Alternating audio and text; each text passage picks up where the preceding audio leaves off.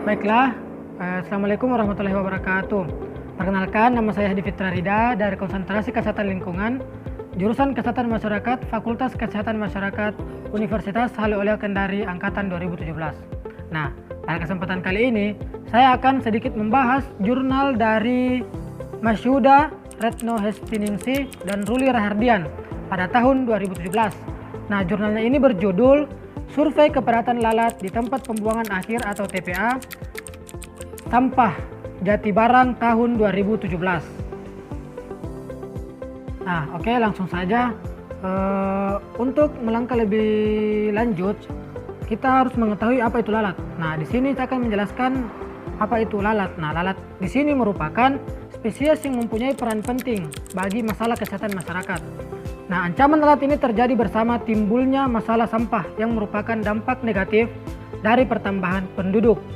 Rendahnya tingkat pengetahuan masyarakat terhadap hygiene dan sanitasi menyebabkan lalat memiliki dampak negatif bagi kesehatan masyarakat.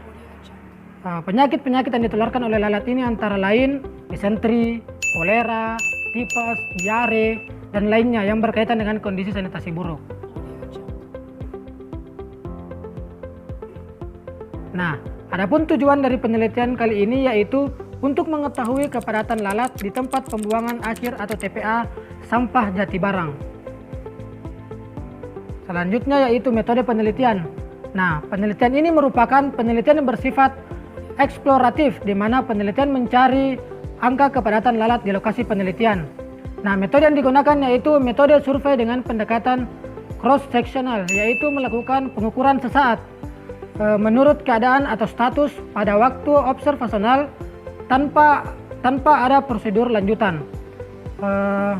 Nah, adapun pengambilan sampel yaitu menggunakan teknik accidental sampling dan dilakukan di 3 area, di mana zona aktif 1, zona aktif 2, dan zona pasif. Nah, sampel pada penelitian ini yaitu semua lalat yang terperangkap pada flypaper strip dan fly trap. Oke, selanjutnya yaitu hasil dari penelitian. Nah, bisa dilihat pada layar di samping ada 3 tabel, di mana tabel pertama itu zona aktif 1, yang kedua zona aktif 2, dan yang terakhir yaitu zona pasif. Baiklah, di sini yang pertama kita bahas yaitu tabel yang pertama atau distribusi kepadatan lalat di zona aktif 1. Nah, seperti yang kita lihat pada tabel, di sini yang paling banyak lalat ada di titik A1 yaitu 700 ekor, dan paling terendah yaitu berada pada titik A2 yaitu 478 ekor lalat. Nah, area zona aktif 1 ini berada pada posisi lokasi yang paling tinggi apabila dibandingkan dengan area zona aktif 2 dan area pasif, sehingga proses penyerapan air apabila terjadi hujan akan berlangsung cukup lama karena tumpukan sampah TPA Jatibarang kurang lebih sudah mencapai 30 meter. Lebih dari setengah jumlah lalat yang tertangkap berasal dari zona aktif 1, yaitu dengan proposal 63% dari keseluruhan lalat yang tertangkap. Oke, selanjutnya yaitu pada tabel kedua yaitu distribusi kepadatan lalat di zona aktif 2.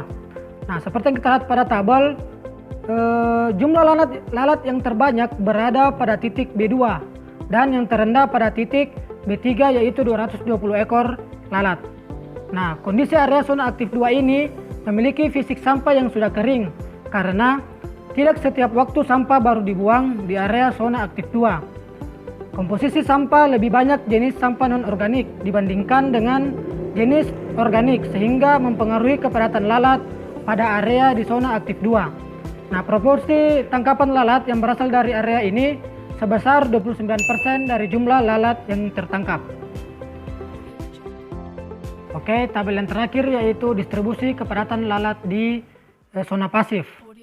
Nah, pada kondisi area zona pasif ini tidak terdapat tumpukan sampah, akan tetapi merupakan timbunan sampah yang dilapisi dengan tanah dan terlihat sudah mulai tumbuh-tumbuhan.